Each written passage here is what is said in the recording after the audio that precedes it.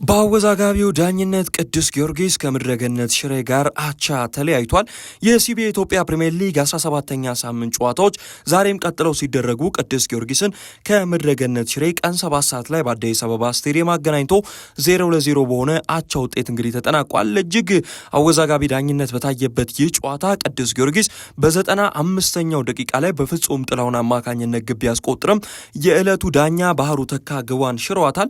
የተቆጠረው ግብ ከማዕዘን ምት የተሻገረ ኳስ ሲሆን ለተመልካች ግቡ ግልጽ ቢሆንም ዳኛው ግቡን የሻሩበት መንገድ አጨቃጫቂ ሆኖ ተመልክተነዋል። ከግቡ መሻር በኋላ የቅዱስ ጊዮርጊስ ደጋፊዎች፣ ተጫዋቾችና የአሰልጣኝ ቡድን አባላት በከፍተኛ ሁኔታ ተቃውሟቸውን እየገለጹም ይገኛል። በዘንድሮ የሲቢ የኢትዮጵያ ፕሪሚየር ሊግ በየጨዋታዎች እጅግ አሳሳቢ የዳኝነት ችግሮች እየተባባሱ የመጣ ሲሆን ይህም በቡድኖች ውጤት ላይ ከፍተኛ ተጽዕኖ እያሳደረ ይገኛል። ከጨዋታው መጠናቀቅም እንግዲህ በኋላ ዳኛው ግቡን ከሻሩት በኋላ አሰልጣኝ ፋሲል ተካልኝ የቡድናቸውን ተጫዋቾችና አሰልጣኞች ቡድን አባላቶች ያደረጉትን እንግዲህ መንገድ እያስመሰገናቸውም ይገኛል። በጨዋታው በስተመጨረሻም አወዛጋቢ የዳኝነት ውሳኔ ቢታይም በሁለቱም በኩል ብርቱ የመሸናነፍ ፉክክር ሲያስመለክት ቅዱስ ጊዮርጊስ በርካታ ያሉ የግብ ዕድሎችን መፍጠር ቢችልም ሳይጠቀሙበት ቀርቷል። ምድረገነት ሽሬ በአንጻሩ በሁለተኛው የጨዋታ አጋማሽ በማጥቃት ሂደቱ መሻሻሎች ሲያሳዩ ስንታየው ወለጭን በሁለት ቢጫ በቀይ ካርድ እንግዲህ ማጣታቸውን ተከትሎ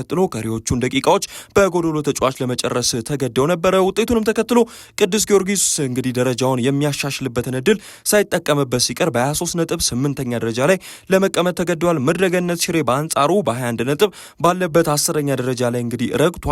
በዚህ ጨዋታ የቀድሞ የአርሰናልና የማንቸስተር ሲቲ ተጫዋች ባካሪ ሳኛ የታደመበትም ሲሆን ከኢትዮጵያ ፕሪሚየር ሊግ አመራሮችና ኦኮቤን ቴሌቪዥን አመራሮች ስጦታ ሊበረከትለት ችሏል።